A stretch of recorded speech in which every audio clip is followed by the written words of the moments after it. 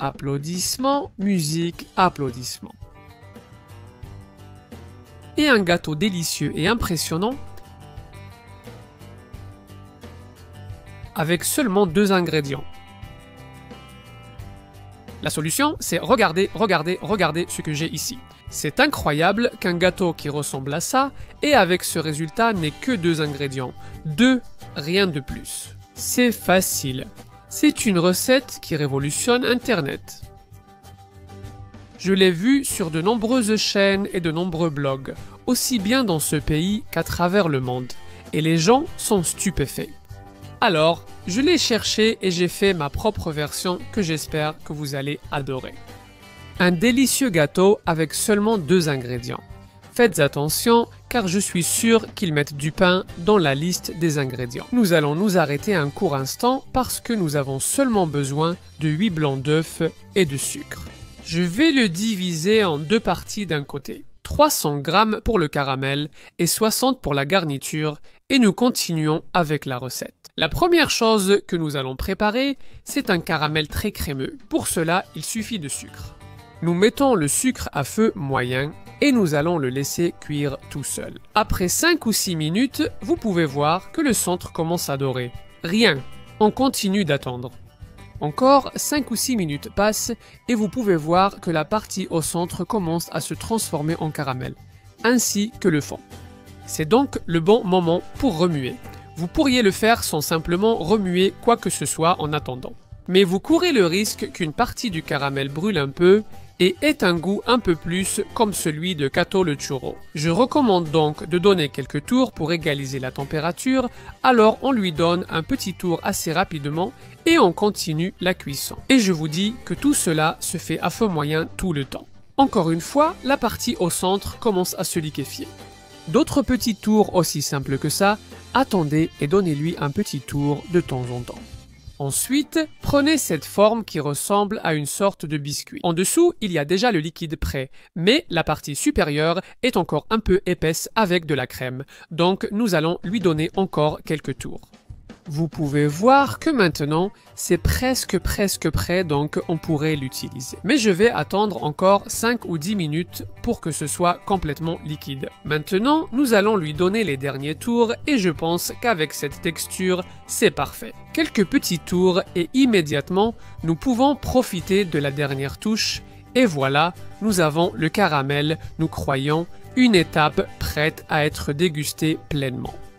Regardez. L'important, c'est que lorsque vous le bougez, vous voyez ce qu'il reste. Que ça bouge, que ça danse, que la couleur soit uniforme et qu'on ne voit plus aucun grain de sucre. Et on peut le retirer du feu et, encore chaud, le transférer dans le moule. Dans mon cas, je vais utiliser un 20 cm de diamètre. Vous pouvez en utiliser un en silicone avec n'importe quelle forme, ce que vous voulez, mais avec des moules ronds de cette taille, c'est parfait. Nous devons ajouter tout le caramel dans le récipient, toujours très prudemment, car le caramel brûle beaucoup. C'est une brûlure assez vilaine, alors faites-le très prudemment, faites attention. Et si le récipient est en métal comme le mien, lorsque vous allez le déplacer, utilisez des gants comme je l'ai fait. Il est important de faire cette astuce. Bougez-le un peu pour répartir le bonbon, et qu'il colle aussi un peu sur les côtés, au moins sur quelques centimètres. De l'autre côté, nous allons préparer une meringue. Nous prenons les 8 blancs d'œufs et, à l'aide de fouets électriques, nous allons les battre très bien. Nous cherchons à ce qu'ils soient bien montés, ce qu'on appelle les blancs en neige. Quand ils sont déjà bien mousseux, ce sera le moment d'ajouter le sucre. Cela, en plus de lui donner de la douceur, va lui apporter un peu de texture, donc ce sera parfait pour nous. Allez, on ajoute le sucre. Toujours petit à petit. Vous ajoutez environ un tiers, mais c'est un peu, un autre tiers, c'est encore un peu, et voilà, on a tout ajouté. On continue de battre jusqu'à obtenir cette texture blanche. On dit qu'elles sont montées en neige ferme parce qu'elles forment des pics parfaits, et on peut aussi retourner le récipient sans que ça ne tombe. Regarde. À chaque fois qu'on monte les blancs en neige ferme, on se demande s'ils y sont ou pas. Eh bien, voici l'astuce, s'ils bougent encore, il faut continuer à battre. Ils seront prêts quand vous pourrez retourner le récipient et qu'ils ne tomberont pas. Comme ils bougeaient encore un peu, je leur ai donné quelques minutes de plus dans le mixeur. Et maintenant, j'ose vraiment. Regarde, regarde, regarde, regarde, regarde. Nous, on le retourne, rien ne tombe. Ils sont fermes et parfaits. Donc, nous allons rapprocher ces blancs du moule que nous avons avec du caramel, que vous pouvez voir quelle couleur merveilleuse. Et ajoutez-les tout simplement, regardez comme il est facile d'ajouter toute cette meringue directement dans le moule. La seule chose que nous allons faire, c'est lisser un peu la surface pour qu'elle reste une couche uniforme. Alors profitez du moindre grain avec cette spatule à pâtisserie que j'ai ici. Et puis, lissez doucement pour que cela reste une couche uniforme et aussi lisse que possible, faites-le délicatement. Si vous y allez trop vite, vous perdriez les petites bulles d'air qui font la magie de la meringue, c'est pour ça qu'elle est si légère, donc il faut essayer de toutes les garder. Ensuite, on préchauffe notre four à 160 degrés et on met notre plat à l'intérieur. Oui, avec un plateau d'eau à l'intérieur pour faire un bain-marie. On va le laisser pendant 35 minutes à ces 160 degrés et vous aurez le gâteau prêt. Regarde, regarde, regarde, regarde, regarde, regarde. Nous allons zoomer un peu avec la caméra, donc c'est juste avant de le retirer, vous remarquerez comment il gonfle, comment il grandit et comment la surface est dorée. Quand vous le voyez comme ça de l'extérieur, je vous dis que si vous l'avez au bain-marie. Avec 2 doigts d'eau dans le plateau, il faudra environ 35 minutes pour qu'il soit parfait. Nous n'allons pas le sortir et le laisser refroidir. Mettez un essuie-tout dessus pour absorber l'humidité. Puis il descend et il reste comme ça. Et tu vas dire, mec, eh bien, c'est très moche, qu'est-ce qui se passe? Ça arrive, comme avec les réfrigérateurs. Quand tu les regardes de derrière, ils sont très moches. Mais quand tu les retournes, certains sont beaux et élégants. Parce que dans ce gâteau, c'est pareil ici. Ça te paraît moche. Mais tu vas voir comment maintenant, quand tu retournes la chose, ça change. Regarde, regarde, regarde, regarde comme c'est beau, comme c'est brillant, comme c'est merveilleux. Caramel.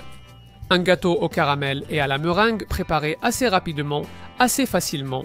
Et avec ce morceau de présentation, Mina, Mina, Mina, la découpe mon Dieu. Des arômes doux et crémeux ressortent. Si nous avons tout, nous allons vous montrer comment c'est à l'intérieur. Parce que c'est vraiment un scandale. Vous ne me croirez pas.